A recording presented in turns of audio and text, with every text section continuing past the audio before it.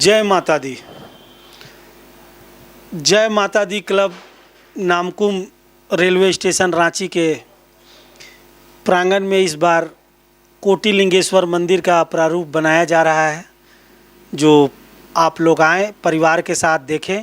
और इस बार पूरे भारत में एक अनोखा आपको यहाँ पर माँ की प्रतिमा दिखेगी, जो हर एक प्रतिमा की 25 सर है।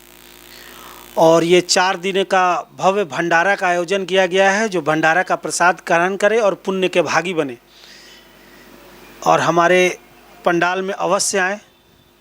जय माता दी। भाजपा के प्रदेश प्रवक्ता प्रतुलनाथ सहदेव ने कहा है कि मुख्यमंत्री हेमंत सोरेन खुद को आदिवासी बताकर विक्टिम कार्ड खेल रहे हैं। मुख्यमंत्री हेमंत सोरेन खुद अपनी अंतरात्मा की बात कर रहे हैं कि उनको जेल भेजने का प्रयास हो रहा है। सबसे पहले तो माननीय मुख्यमंत्री जी ने कहा कि बहुत भारी भरकम बकाया है केंद्र पे और पैसा मांगने के कारण उनको जेल में भेजने की साजिश हो रही है। तो माननीय मुख्यमंत्री जी को याद दिलाना चाहेंगे कि विधानसभा की प्रोसीडिंग को पलट कर देख लें। उनके ही माननीय वित्त मंत्री रामेश्वर उरांव जी का विधानसभा में बयान है कि केंद्र से हमें सब अपेक्षित सहयोग मिलता है वैट की राशि या अन्य राशि में। जब भी हम लोगों ने केंद्र से जैसा जो आग्रह किया है वो केंद्र ने स्वीकार किया है। यह मंत्री रामेश्वर उरांव जी का ऑन रिकॉर्ड विधानसभा में बयान है। तो माननीय मुख्यमंत्री जी इसके इतर क्यों बोलने लगते हैं और उनका कहना कि कोयले की रॉयल्टी से लेकर बहुत लंबा वो चौड़ा वो एक हिसाब बताते हैं। तो हमने उनको हमेशा कहा कि इसमें आप ये भी बताने का कष्ट करें कि जब आपके पिता आदरणीय शिबू सोरेन जी इस राष्ट्र के कोयला मंत्री थे तो उस समय क्या बकाया था और उस समय शिबू सोरेन जी ने क्या प्रयास किया था इस पैसे को लाने का। बहरहाल केंद्र के लिए झारखंड हमेशा एक स्पेशल राज्य है और प्रधानमंत्री जी हमेशा चाहते हैं इस ट्राइबल राज्य में कि इसका अपेक्षित विकास हो और राज्य का हमेशा सहयोग भी मिलता है। लेकिन हर घर नल में योजना में राज्य की क्या स्थिति ये भी किसी से छिपा नहीं है। पूरे राष्ट्र में ये अंतिम पायदान पर चल रहा है। अब लौटते हैं, माननीय मुख्यमंत्री जी ने बड़ी इंटरेस्टिंग बात कही। उन्होंने कहा कि मुझे जेल भेजने की साजिश हो रही है। भाई हम उनसे जानना चाहते हैं माननीय मुख्यमंत्री जी, आपकी झारखंड पुलिस 41A का हजारों नोटिस हर एक महीने में जारी करती है, तो उसमें तो कोई नहीं कहता कि हमको जेल भेजने की साजिश हो रही है। तो एक केंद्रीय एजेंसी ने आपको नोटिस जारी किया, तो इसमें आपको कैसे लग रहा है कि आप जेल जा रहे हैं? क्या आप अपनी अंतरात्मा की आवाज से इस बात को बोल रहे हैं कि आप जेल जा रहे हैं? क्योंकि कहते हैं ना कि आदमी बाहर कुछ भी कर ले, उसकी अंतरात्मा में उसको सारी सच्चाई पता होती है कि उसने क्या गलत किया और इस गलती का अंजाम क्या होगा। तो शायद मुख्यमंत्री जी यहां पर अपनी अंतरात्मा की आवाज से जेल जाने की बात को कह रहे हैं। और एक सिंपल सा नोटिस है साहब, सिंपल सा नोटिस को आप तामील करने की जगह आप इधर दौड़ रहे हैं उधर दौड़ रहे हैं, गलत बयानी का सहारा ले रहे हैं। कभी कह रहे हैं हाई कोर्ट में सब जुडिस है जबकि वो डिफेक्टेड होता है, कभी कहते हैं ईडी के पास कि हमने डिफेक्ट दूर कर लिया, फिर हाई कोर्ट से ऑर्डर आता है कि डिफेक्ट दूर नहीं हुआ इसलिए याचिका की अगली डेट पड़ेगी। तो मुख्यमंत्री जी तमाम हथकंडे अपना रहे हैं सिर्फ और सिर्फ इस प्रोसीजर को डिले करने का। और जो ये आदिवासी का विक्टिम कार्ड खेल रहे हैं कि मैं आदिवासी मुख्यमंत्री हूं इसलिए मुझे टारगेट किया जा रहा है, तो मुख्यमंत्री जी आपको अब कुछ फैक्ट्स को याद दिलाने का समय आ गया है।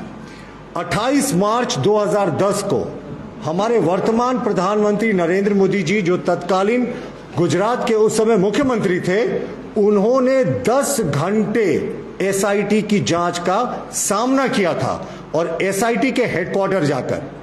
तो उस समय तो उन्होंने कभी नहीं कहा था कि मैं पिछड़ी जाति से आता हूं, मैं पिछड़ी जाति का मुख्यमंत्री हूं या मुझे कोई फंसाने की साजिश हो रही है। उस समय भी हमारे प्रधानमंत्री जो उस समय मुख्यमंत्री थे उनका वक्तव्य था मुझे न्याय पर विश्वास है, मुझे अदालतों पर विश्वास है और मुझे विश्वास है कि सत्य की जय होगी। फिर अंततः उनको यूपीए के कार्यकाल में ही क्लीन चिट मिला और उसके बाद सर्वोच्च न्यायालय ने भी उनको इस मामले में क्लीन चिट दी। ये क्लीन चिट जो उनको एसआईटी ने दी थी वो 10 अप्रैल 2012 को दी थी, जिस समय यूपीए की ही सरकार थी। तो मुख्यमंत्री जी जो अपना आदिवासी विक्टिम कार्ड खेल रहे हैं वो सिर्फ ध्यान भटकाने की साजिश है। हमारे वर्तमान गृह मंत्री जो उस समय गृह राज्य मंत्री थे गुजरात के, उनको सीबीआई ने 9 घंटे तक अपने कार्यालय बुलाकर उनसे पूछताछ की थी। उन्होंने भी कभी नहीं कहा कि भाई मुझे किसी एक विशेष समुदाय का होने के कारण टारगेट किया जा रहा है। उन्होंने भी कहा था कि मुझे न्याय पर भरोसा है और अंततः 1 अगस्त 2016 को सुप्रीम कोर्ट ने निचली अदालत के द्वारा दी गई हमारे गृह मंत्री को क्लीन चिट को स्वीकारा।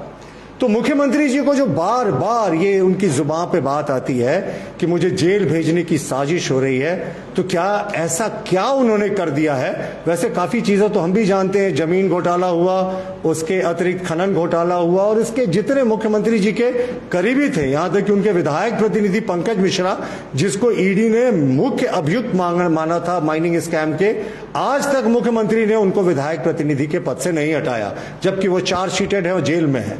मुख्यमंत्री के तमाम करीबी जेल में है, जितने घपला घोटाला स्कैम हुआ। लेकिन ईडी के एक सम्मन पर इस तरीके से वो जेल जाने की बात कह रहे हैं ना, तो हमने पहले भी कहा शायद मुख्यमंत्री अपनी अंतरात्मा की आवाज उनकी जो है वो जुबान पे आ रही है। उनको पता है जितना घपला घोटाला उनके कार्यकाल में हुआ, शायद अंततः उनकी नियति यही होने वाली है। मिनी लंदन मैक्लुस्कीगंज प्रकृति की गोद में बसा ड्रीम डेस्टिनेशन आपका कर रहा है इंतजार। आइए अपने यादगार लम्हों को बिताइए ड्रीम डेस्टिनेशन में। राजधानी रांची से महज 50 किलोमीटर दूर आपका अपना ड्रीम डेस्टिनेशन।